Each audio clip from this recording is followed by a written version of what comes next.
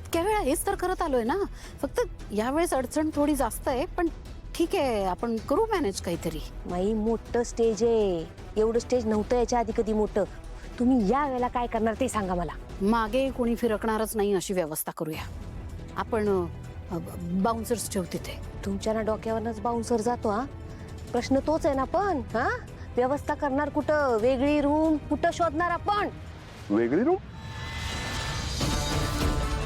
वेगळी रूम कशाला हवी आहे? ते नाही म्हणजे एवढी मोठी ग्रीन रूम आहे ना, वेगळ्या रूमची गरज काय? नाही, ऑफकोर्स ग्रीन रूम आहेच, पण ती जरा स्टेज पासून लांब आहे ना. आणि समजा मध्येच आर्टिस्टला असं काही थोडंसं आडोसा घ्यावासा वाटला, काही टेक्निकल ग्लिच आला, तर एक आडोशाची जागा हवी, म्हणून जागा बघत होतो आम्ही. हा अहो, पण मग तुम्ही चिंताच करू नका. आपण मोठा LED स्क्रीन लावतोय ना, त्याच्या मागे मिळेल आडोसा. ऐकलं का माई? LED स्क्रीन लावतायत ते, मिळेल आडोसा. आडोसा मिळेल. मिळेल मिळेल मिळेल. चालेल ना. चला आपण बाकीची अरेंजमेंट बघूया. बघूया बघूया.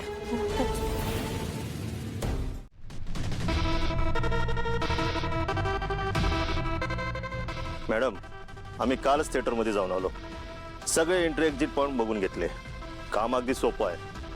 तुम्ही काळजीच करू नका, सगळं काम चोख होईल. नाही, तिथपर्यंत जायची गरजच लागली नाही पाहिजे, कळलं?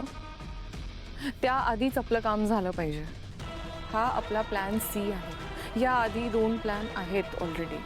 हो मॅडम, आम्ही आहेत की. आम्ही त्याला तिथपर्यंत जाऊच देणार नाही. गुड. ज्या क्षणी तुम्ही सावध टिपाल त्या क्षणी मला फोन करायचा. पुढे काय करायचं ते मी सांगणार. हो. उद्याचा दिवस खूप महत्वाचा आहे. एकही चूक होता कामा नये.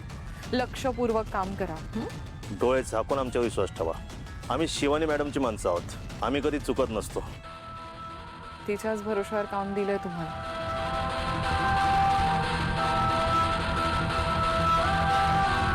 ऐश्वर्या, शेवटचं सांगतो तुला, या घरच्या लोकांच्या केसाला जरी धक्का लागला तर माझ्यासारखा वाईट माणूस शोधून सापडणार नाही. राजकुमार दादा, तुला ही अशी भाषा शोभत नाही.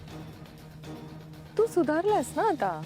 हा, आणि तू विसरला असशील तर तुला मी पुन्हा एकदा आठवण करून देते की आपण दोघे एकाच ग्रुपमध्ये होतो. आपली टीम होती. हा, सगळी कामं आपण एकत्र करायचो, एकत्र प्लॅन्स करायचो, आणि मग त्यातून जो फायदा होईल तो वाटून घ्यायचो. आठवतंय? पण तू दगा दिलास मला. आणि आता तर काय, तू सुधारलायस. मला अद्दल घडवायच्या नादात तू परत चुकीच्या मार्गावर चाललायस. हे येतंय का लक्षात? मॉमना कसं वाटेल विचार कर.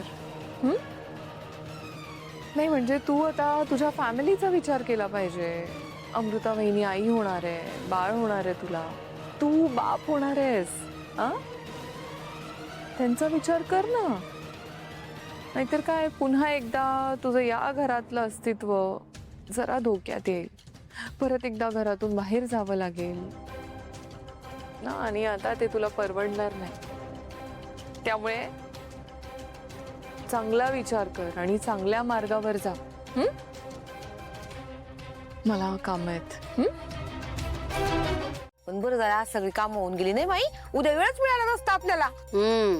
उद्या आणखीन बिझी असणारे दिवस. तारा, सावली, तुम्हा दोघींच्या सासऱ्याने नाके नऊ आणली आम्हाला खूप आज. कोणी बाबांनी काय केलं त्यांनी? अगं ते पण आले होते ना थिएटरात. काय? अगं या सावळीसाठी रूम कुठं बनवायची ते बोलत होतो ना आम्ही.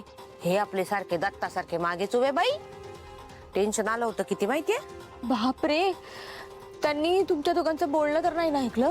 नाही ऐकलं, पण आज जर त्यांनी काही ऐकलं असतं ना तर खेळ खल्लास होता आपला. पण मला हेच कळत नाही की ते आलेच कशाला होते. तुमची कंपनीच आहे ना या आमच्या कार्यक्रमाला स्पॉन्सर. हा, म्हणून तुला काही माहितीच नाही का यातलं? तिला काय माहिती असणार आहे जयंती? नावापुरती आहे ती फक्त त्या कंपनीत. सगळे निर्णय तर ते परस्परच घेतात.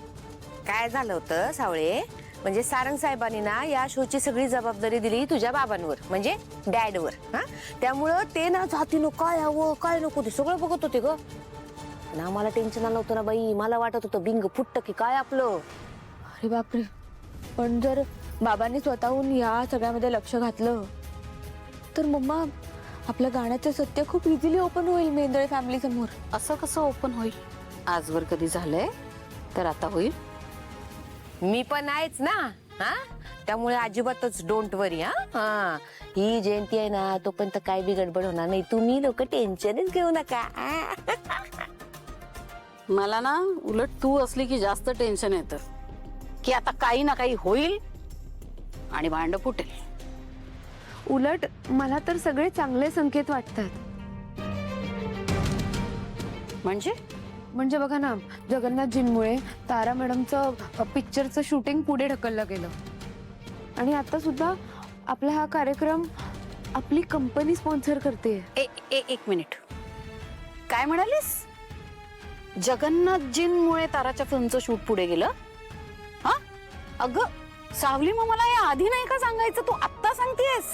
तुमचं आणि त्यांचं पटत नाही म्हणून मी नाही सांगितलं. अगं वेडे, आता त्यांनी आपलं एवढं मोठं काम केलंय म्हटल्यानंतर त्यांना फोन करून त्यांचे आभार तर मानायला पाहिजे की नाही? हा, एहसान फरामोश का काय म्हणतात ना सावळे, ते असं असतं. हा बघ, लगेच जगन्नाथजींचे आभार मानायचे. पण मी एवढं यांच्यासाठी रक्त आटवते, मी यांची एवढी कामं करते, माझे नाही बाई कधी आभार मानले. तुला ज्या कोऱ्या कोऱ्या नोटा मोजते ना मी, त्यालाच आभार प्रदर्शन समज. हा,